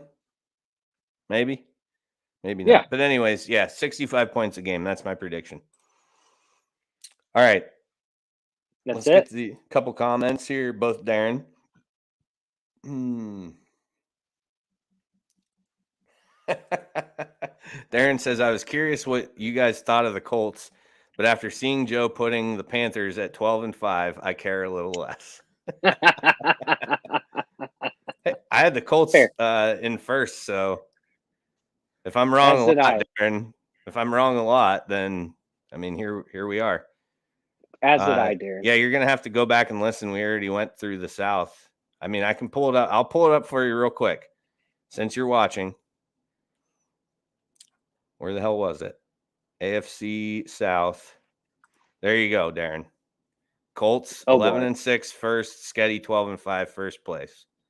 Both have them winning the division. You're welcome.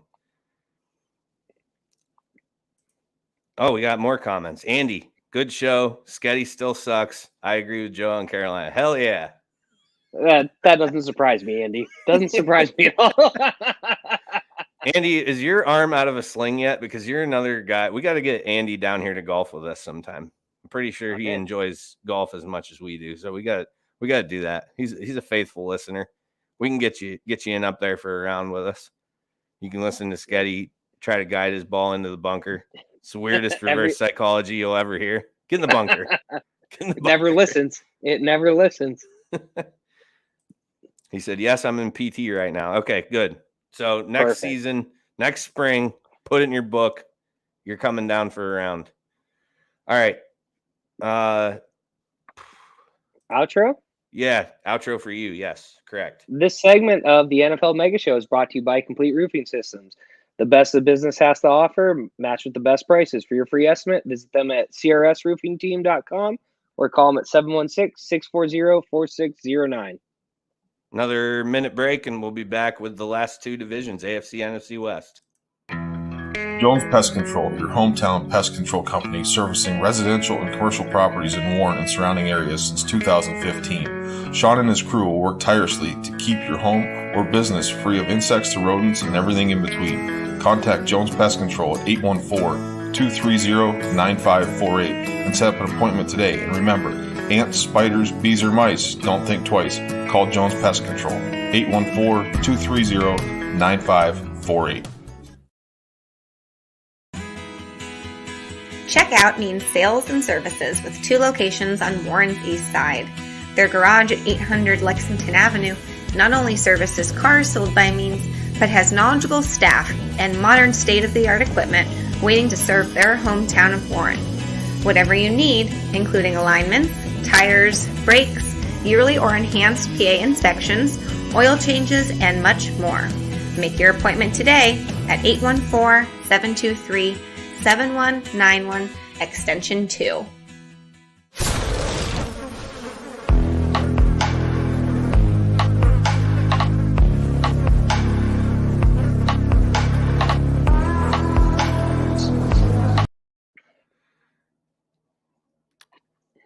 This segment on the NFL Mega Show is powered by Jones Pest Control. Ants, spiders, bees, or mice.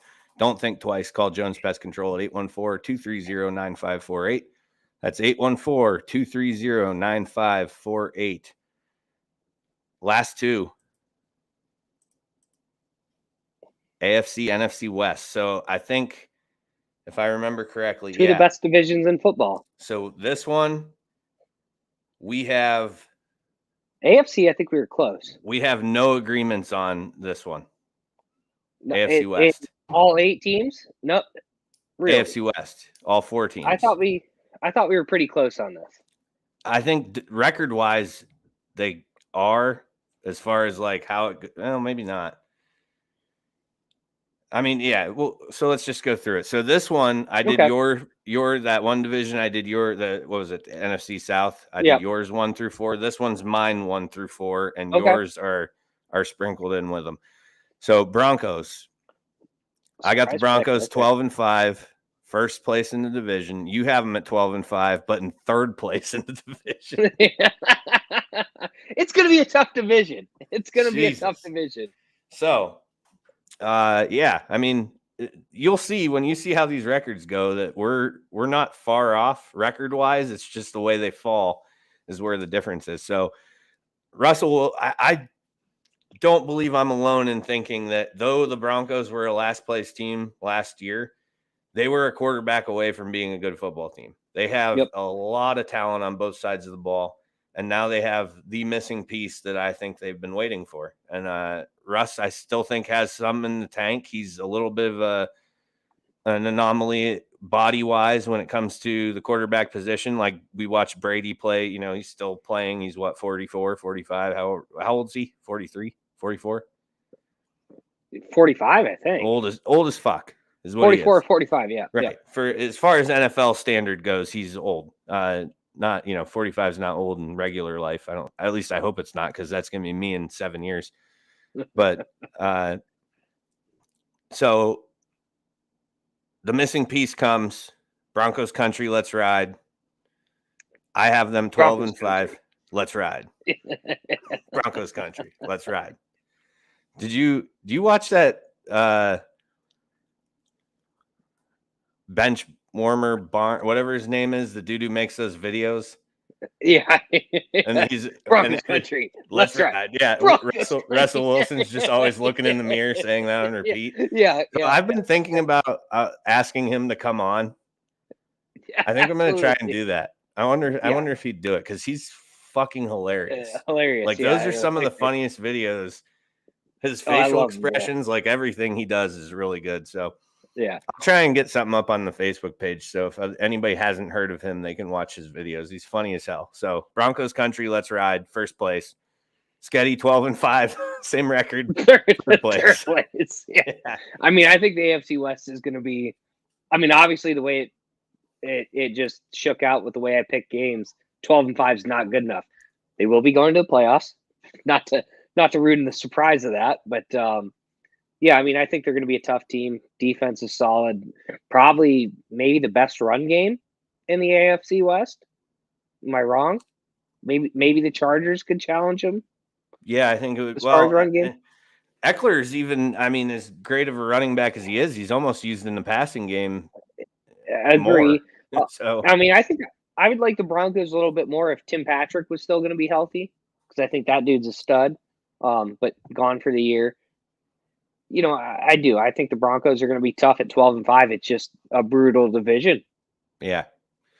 As you can see, and here, another major difference. Oh, yeah.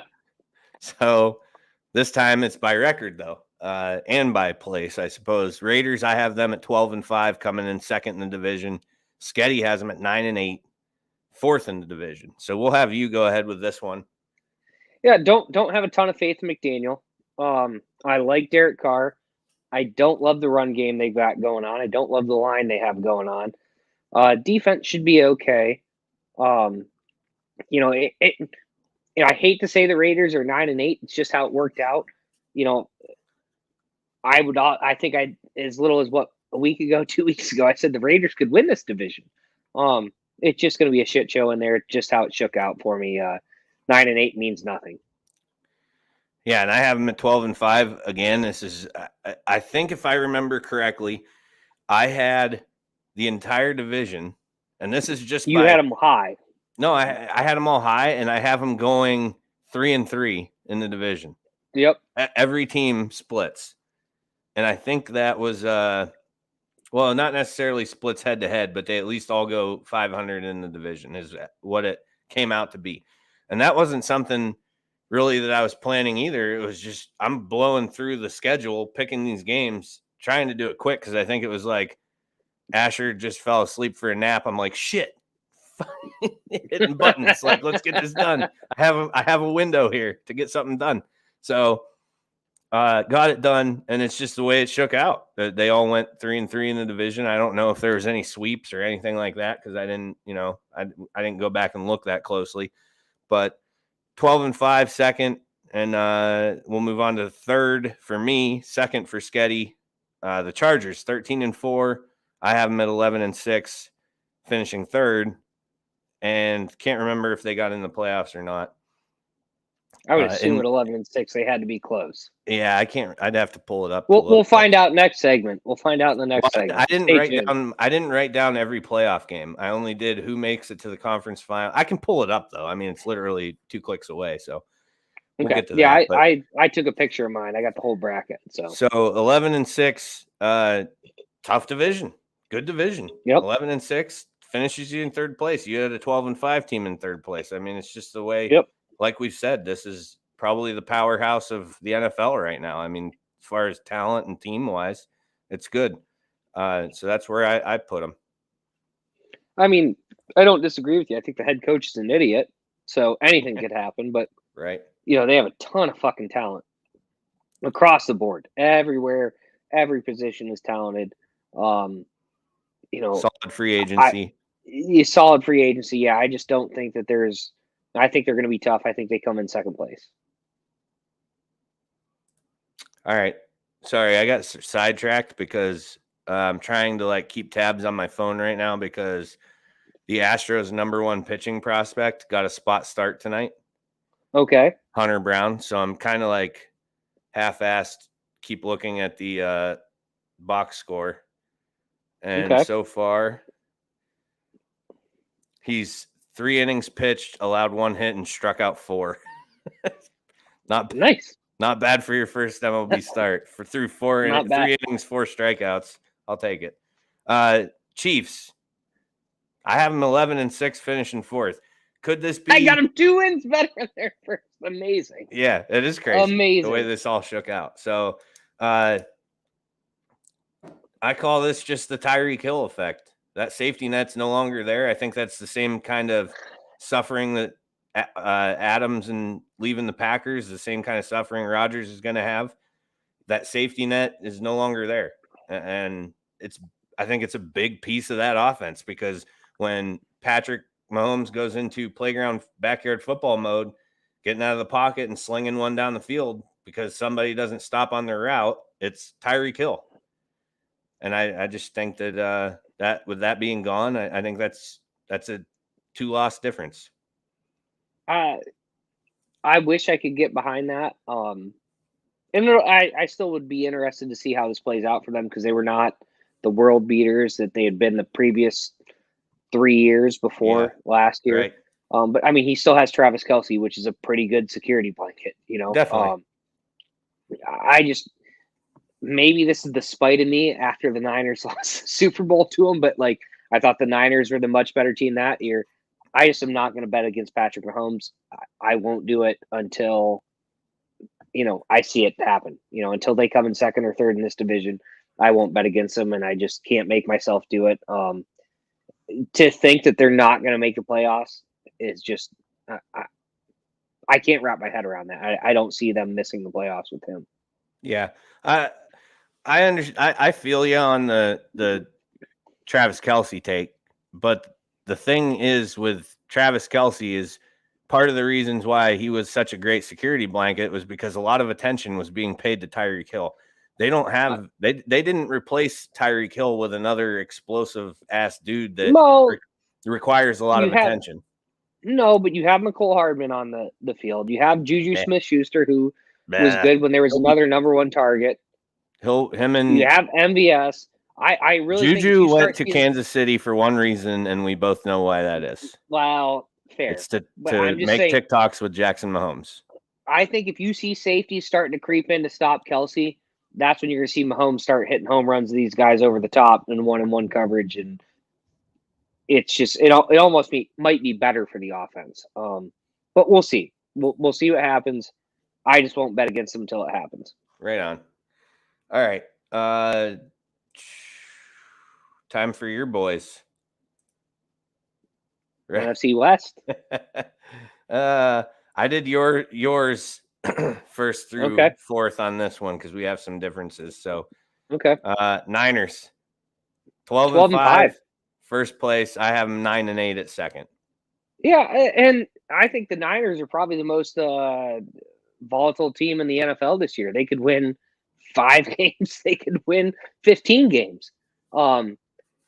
I just think the roster is so fucking good. Like, I mean, outside there's 2 holes in this roster right now, and it's the interior line and it's the quarterback position. And one of those holes at the quarterback position, we are just guessing. Trey Lance may have one of these seasons where you see a guy who is a mobile quarterback. The first season where defenses don't have time to game plan what he does, he could go out and rip a ton of wins off against a bunch of so-so teams. I don't have a ton of faith in that happening, but just looking at the schedule, like, and I have a little bit of faith in Lance. I have more faith in Kyle Shanahan and the rest of the roster that they're going to protect this position. Yeah, I just think they're going to run away with it. I think the Rams have regressed. I think the Cardinals have regressed. I just think they run away with the division. All right. So since we brought up the Rams, well, I guess I didn't really give my take on the Niners. We'll go back to that. Yeah. Just like you said, I think Trey Lance, this is going to be a growing pain season for him because I think Shanahan's smart enough not to fuck with his head and pull him and put in Jimmy G. Correct. If that ever happens, then I think it changes the course of the season for the 49ers, but I think it also changes the course of the career for Trey Lance because agreed. It's the effect that has, it's been proven. I mean, that's what's been in the media since they re-signed Jimmy. And of course that was, what you were talking about, that you hate that they're saying that stuff. And I do too, but they're not wrong when they say, hey, if this turns into a situation, this could be bad. And they're right. If it turns into a situation, if it turns into a situation, right, but it's like they're willing, they're trying to fucking will it into existence though. That's the issue that I have with them saying it, is that it hasn't happened. When it does happen, then we can talk about it, but we can, what if if my aunt had a dick, she'd be my uncle, right? That's exactly. We could what if that all day long. It doesn't matter. If they stick with Lance, my prediction for Lance is about 9 wins. But I also think that it's an important season for him to play and learn and get better. And then he's going to next year when we're having this conversation, assuming the Niners don't overturn their roster for whatever reason, then I think that number increases, because I do have a thought in my brain that Trey Lance is going to end up being a good quarterback. Here's my thought. And again, I just think that there's going to be growing pains, but I just think the rest of the roster is so good that we're going to be able to hide some of those growing pains. And they're going to lose some games. They're not going to be world beaters or anything, but I think 12-5, maybe 11-6 is totally realistic for him. We just know what NFL defenses do against guys they haven't seen before. Right. Especially when they can run the ball. It's hard to protect against that, which is why I'm giving them a little bit of a bump. I think that they're going to, Shanahan's going to throw some wrinkles in there that teams are just going to be going, what the hell do we do? Right. So the Rams, that's who I have winning the division again, but at 10-7. Is there going to be a little bit of a regression? Possibly. I think that we will not see the same season we've seen out of Cooper Kupp that we saw last year. No chance. One of the best seasons ever. But I do think we could see Allen Robinson have one of his better years of his career. I love Allen Robinson. I've been grabbing him in I've only done 2 or 3 fantasy drafts. I've grabbed him in every single one because I think he's set to explode. I did see that they're keeping a locker open for OBJ, which makes them tough, but I don't think that Cam Akers comes back and is any kind of good. It's Darrell Henderson's team. Aaron Donald should be suspended. We'll see what happens with that. He won't be. We'll see, but I agree. I mean, it more than likely nothing happens. They lost Andrew Whitworth. I just don't think this team is going to be the same as last year. It's hard to stay on top in the NFL. I just think they regress a little bit this year, riding that high and with the targets on their back. Yeah, I mean, we haven't even. I guess technically we should be previewing Bills Rams. It's the first game of the year, and it's coming right up here in 3 days. Was almost one of my 3-bagger picks. Yeah. I know I really wanted to go high with on the it. Bills that game. I think the Bills are going to beat them by fucking 21. I think the Bills are going to go in there and lay the smackdown. I think they're going to go and lay the smackdown. I'm not that confident because week 1, Sean McDermott hasn't been great. I don't know if it's just knocking the rust off kind of deal. Like last year, they came out. Jalen Ramsey's Stephon Diggs is going to score at least 2 touchdowns on Jalen Ramsey's bum ass, so it'll be fine. Better hope Aaron Donald gets pressure. Josh Allen doesn't have a bum ACL like Joe Burrow, so he's just going to fucking stiff arm that bum into the ground and huck the touchdown to Diggs about 4 times. It's going to be great. Can't wait. Go Bills. God, I hope you're right. And it's nice. I wish the Bills played the Rams every week. This is cool. Listening to you talk this way. I'm liking this. God. So, I just Stafford. There's been talk of like a nagging shoulder injury for Stafford and elbow. I think is elbow, whatever it is. It's something. Yeah, and I don't know if that's going to have any issue on the season, but I could just see, that was an extreme high they were riding, after that Super Bowl win, and it's not uncommon for a team to come back after a Super Bowl season and not look that great. It's just, it's historically somewhat of a pattern. So, Andy, Rams by 3, travel team across the country, loses majority of the time. I'd agree if it wasn't week 1. Week 1, they got all the time in the world to prepare for that. That is a good point. Yeah, I mean, it's not a short week at home where they have to jump on a plane and head somewhere else. So, I don't know. We'll see how it shakes out, Thursday night. But moving on in the West here. Bam. And I might add, I probably put the Cardinals' first 8 wins like in the first 10 weeks. Exactly. Gave them nothing after week 10. Yeah. No, because Cliff Kingsbury's Hopkins. second half numbers are just an atrocity. No Hopkins the first 6 weeks. Cliff Kingsbury still coaches the team. James Conner, semi-local guy. Wish him the best, but I just don't think he's going to repeat what he did last year. I just don't have a lot of faith in this team. Yeah, Kingsbury. That's where I'm at with it. And Kyler Murray, who's, in my opinion, shouldn't be rated as highly as he is. I don't like. Yeah, which is still not Kyler very Murray. high, but no, he's but not very high. But so that's why I didn't call him overrated. Did you see how I carefully he should worded not be? that? You did well. He shouldn't be rated as high as he is, but I'm not saying he's overrated because he's still not rated that high. But even for where he is rated, it's too high for me. I don't like him. Yep. I don't think he's that great. He makes a shitload of bad decisions, and that's just what it is. So you're going to love this. Ready? Boom. Yeah. Seahawks. What do you want to say about this team? We both got them 1-16. Geno Smith is your starting quarterback. Right. And do we have to elaborate? And in the event Geno sucks, we bring in Drew Lock. I don't think they'll bring in Drew Lock. I'm thoroughly convinced they're tanking because there's no way that Drew Lock isn't a better quarterback than Geno Smith. That I agree with too. Yeah, they are trying. One win might be generous. We might be giving I'm too much really, credit. really interested in the fact that Pete Carroll, at whatever age he is, 70-something, is interested in a rebuild. Yeah, they're fucking awful. This roster is fucking terrible. Yeah, absolutely terrible. It's not good. No. DK Metcalf traded by the deadline. I could see that being a possibility. If they're smart. Yeah, if there's a team who needs receiver help, I could see that happening because, I mean, offensively, him and Lockett, right, your two best players that you probably have on the whole roster. Defensively, Ken Walker, maybe? Who do they even have left defensively? The defense is a fucking nightmare. So I mean, the Niners will still figure out how to lose one game too. Chris Carson retired, right? Medical. Yep. Rashad Penny can't stay healthy. Ken Walker's interesting. Ken Walker is interesting, but they have no offensive line. They haven't for fucking since the dawn of time. Yeah.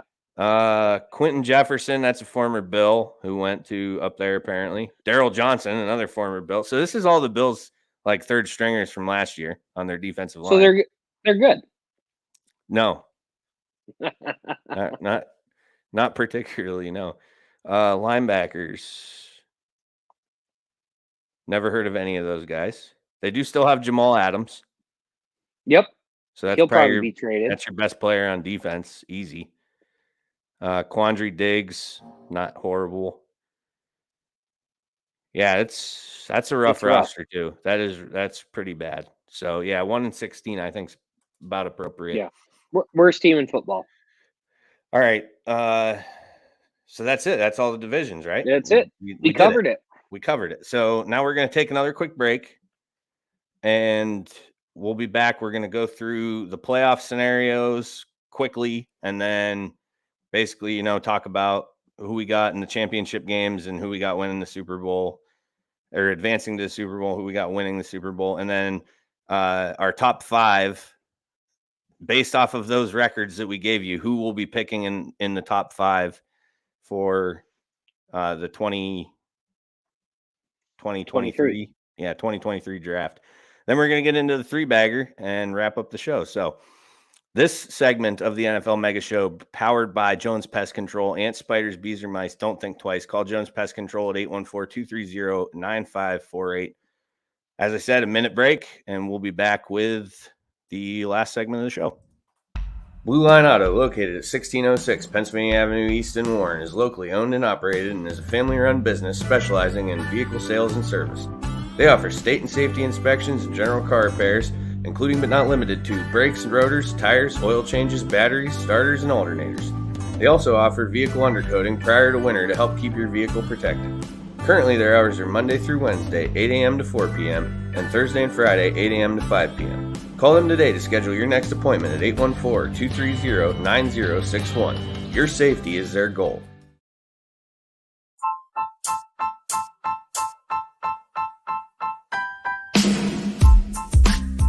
Hi, this is Ryan Klein, the host of the new pop culture podcast, Me, Myself, and Rye.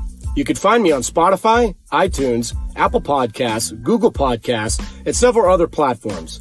Special guests, breakaway shows, bonus episodes, cold beers, and a whole lot more. So what are you guys and gals waiting for? Subscribe now to the Me, Myself, and Rye podcast on Spotify or wherever it is that you get your shows and start listening today.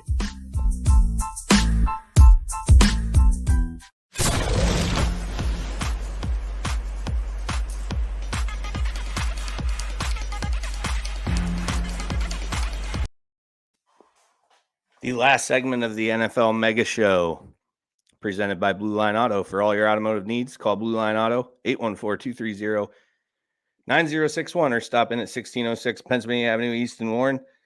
Last segment, playoff, Super Bowl, draft, 3-bagger. Won't be too long. We'll get through the first part relatively quickly anyways. So, did you pull up the bracket? Because I have my bracket up. Nope. Go ahead with yours, and I'll get mine up here. So I'll start with the AFC. The way I had it break out, the Bengals would be the 1 seed. The Bills would be the 2. Chiefs would be the 3. Colts would be the 4th seed. Chargers being the 5th. Broncos would be the 6th, and the Ravens would be the 7th. Do you have yours up yet, or no? I have one up, but this is not the one I did. Interesting. hold on. Okay, I'm getting it up here. football, NFL 2022 regular season. There we go. So let's just go over your AFC, who your 1 through 7 are, and we kind of go who the game still shakes not correct. This is not mine. Mine saved it. Yeah, I don't know how mine got to what it is right now, but it is not correct at all. It has like the fucking Ravens and the Vikings in the Super Bowl. That's not what I picked. That's weird. Yeah. I just looked at it too. I just had it up when I was. Maybe I accidentally Yeah, hit you said you took notes. Yeah. randomize all or something. Maybe I did that. Yeah. I So was gonna say I went through and picked all the playoff games. The only notes I took, like I said, is I have in the conference championships, I have Bills Broncos, and I have Packers Vikings. Okay, so interesting. My conference championship games were Bills Chargers. Chargers beating the 5th seed. The Bills finally beating the Chiefs in the divisional round at home. And then I actually have Vikings Niners in my conference championship. Okay. And who you got going to the Super Bowl? The Bourbon Bowl, baby. Niners Bills. Niners Bills. The Bourbon Bowl. Yeah, that is the Bourbon Bowl. So, yeah, I got the Bills beating the Packers. So I have Packers Vikings with all the drama that ensued through the season and the Vikings winning that division. But then the Packers come back to haunt them in the playoffs, knock them out. That's the worst prediction I've ever seen because we all know that Rodgers hasn't won a meaningful playoff game in 13 years. So right, so that means he's due. Terrible prediction. I think that means he's due. Okay. So I got Bills beating the Pack in the Super Bowl, and I finally get to see one. And then I don't, I'll still care. But I found this out. Like, this was something I learned with the Astros after they won that World Series. They were back in it in 2019, and it was way less stressful. Like, I still cared. I paid attention. I watched every game. I loved it, but it was way less stressful. So the Bills finally get one, and then the NFL will just become less stressful to me. I actually have the Saints beating the Packers in the first round of the playoffs at home. But I have Niners Bills, and no shock to you, I have the Niners beating the Bills for one main reason. So Trey Lance is going to come in and win that team a Super Bowl. Yes. Okay. For one reason and one reason only.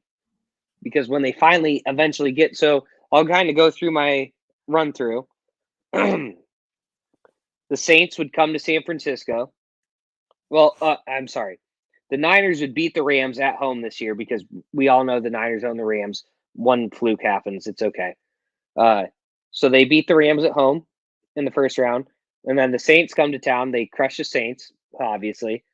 The Vikings, Kirk Cousins can't perform in primetime. You still with me? Yep. All three of those games. So then they get to the Bills.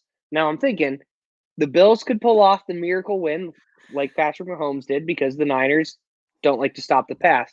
But I'm going to go with, for the first time in 3 tries, Kyle Shanahan realizes, holy shit, this team can't stop the run, and we are running the football like crazy.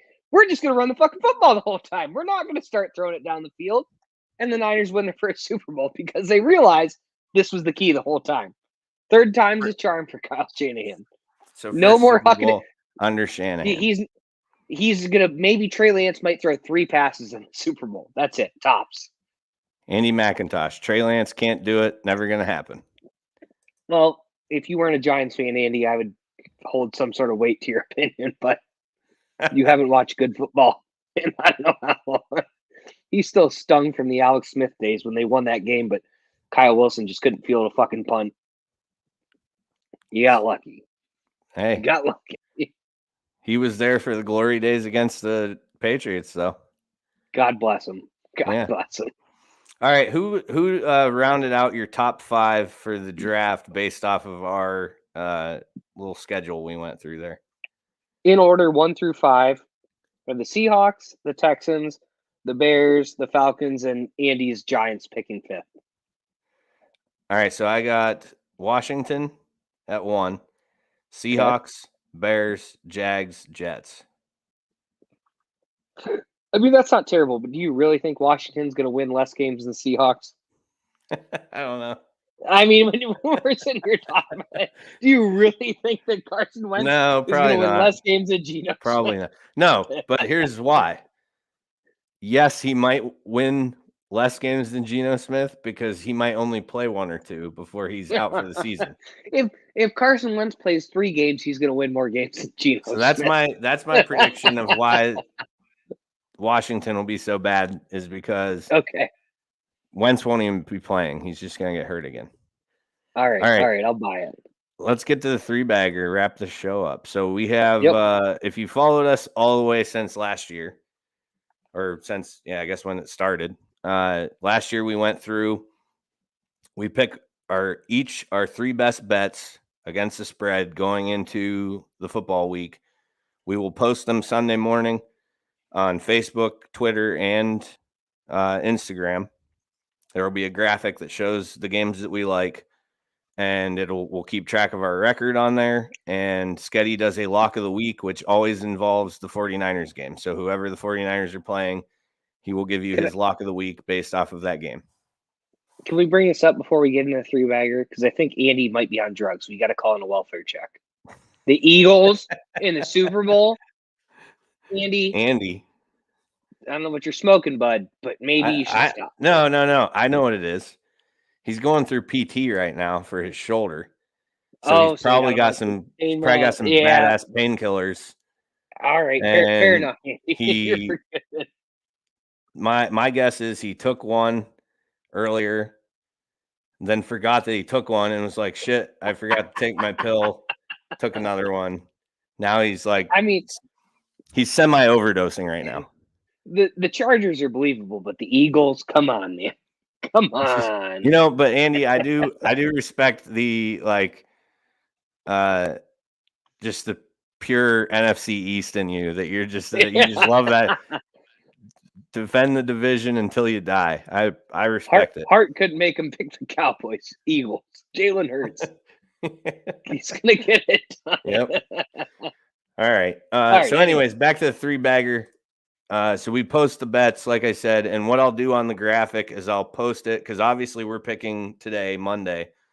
The line will change by the time Sunday rolls around, and then even so, when we move the show to Thursday, which will start sometime in October, probably the beginning of October, might even be the last week in September. I don't know. We got to wait and see. But anyways, the graphic will be posted. It'll tell you what we picked it at, and it'll tell you what the line is now at. So sometimes it moves in your favor.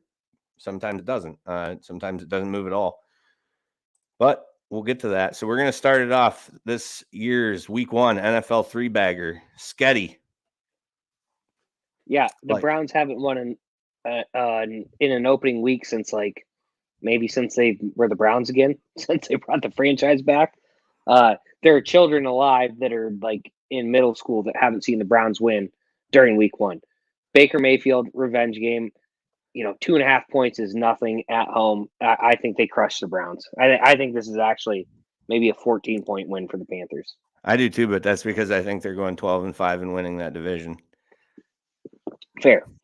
All right, my first one. Lions, 4-point dogs at home against the Eagles. Andy's Super Bowl pick. Home opener. The team's coming off probably the most hyped they've been since the first time they played on Thanksgiving. It's Dan Campbell's team. I think he's in all of their minds. He, like I said, he's got them bought in. And I just like the energy that they're going to take into a game where you're underdogs right out the gate at home in front of your home crowd, the crowd that's been watching Hard Knocks all summer long. It's going to be a packed house, and I like the Lions +4 in that game. Might not win it, but I think they keep it close. You were a big Lions supporter last year too, right? Did you not take the Lions? I took the Lions a lot last year. Yeah. So this is your year. I like covering spreads. I love that you're sticking with it. I like it. I love the Lions pick. All right, here you go. Second one. Well, normally I wouldn't bet against the Cardinals at the beginning of the season, but no DeAndre Hopkins. Everyone kind of sleeping on the Chiefs. A lot of hate being thrown at them. I think they're going to go into Arizona and just whip the shit out of the Cardinals. I think the Cardinals are kind of a garbage team that overachieved last year. Give me Patrick Mahomes all day. See, this one I'm staying clear from for the simple reason that it is the beginning of the season. And this is where I don't know if it's because Kingsbury just has so much time on his hands all summer that he figures out the first 5-6 weeks of the season ahead of time. And then he just doesn't care anymore or doesn't pay attention to shit or what. But even without Hopkins, I just like them at home getting points. So I got to disagree with this one. But again, a lot of people, it's hard to bet against Mahomes too, though. So I'll give you that point for spread sure. just seems too small. Spread seems too small. All right, my second one, I like the Dolphins -3 at home. They always play New England, Bill Belichick well. It's just the history of the rivalry, division rivalry. They've historically played well against Bill Belichick. I don't know why. I don't know what it is, what he can't figure out about Miami or what. But and then you just look at the talent on the roster. I just think that the Dolphins are just the better team. As much as I think Tua is not going to be this huge step forward that everybody thinks he's going to be, he's still probably going to be better than Mac Jones this year. So I like them at home, 3-point favorites right off the bat, getting a division win. Yeah, I don't. I didn't disagree with that, but I just think it's going to be closer. I just would steer clear of this game because I also think the Pats would come in and beat the Dolphins. Just don't have a lot of faith in them yet, but not a terrible pick. Sketty, Bucks -1.5 at Dallas. As someone who is not a big Bucs supporter right now, I just think the Bucs are better than the Cowboys. I think the Cowboys are going to struggle out of the gate until they get some playmakers healthy. The Bucs are going to have a little bit of trouble on the inside figuring it out, but unless they line Micah Parsons up at defensive tackle, it's not going to matter. The line is too small. I just think the Bucs win this, even if it's a field goal game. I could see I'm this going one with Tom all day. I could see it going that way as well. I'm probably not going to touch that one. Yep. My last one, Broncos country. Let's ride -6 at Seattle. Seattle's possibly the worst team I've ever seen. Yep. Time will tell if that comes to fruition, but Broncos are complete, I think, for the most part. This to me is an easy bet and an easy win. Russ is going to put it on him too. Like I think he's going to show out. He's heading back revenge home. game. Yeah. The noise doesn't mean anything to him. He's been there, done that. Like I agree. I think the Broncos are a great pick here. All right. Last one, Sketty's lock of the week. Did I have 3? Did we do all 3 of mine? Yeah, you did the Bucks, you did the Chiefs, and you did the Browns or the Panthers. Oh yeah, okay, all right. Yeah, all right. So lock of the week. Niners over the Bears. I would not pick the Niners in any other scenario because I don't know what we have in Trey Lance, but I do know that the rest of the roster is 100 times better than the Bears. So even if Trey Lance turns it over 3 times, they're still going to win by a touchdown. This is easy money. This is easy money. The Bears are trash. Put your money on the Niners. There's no way. Yeah, that one's. I just got to see him play a little bit more. I mean, that's where I knew you were going to be hesitant. But would you honestly tell me you feel good at the Bears?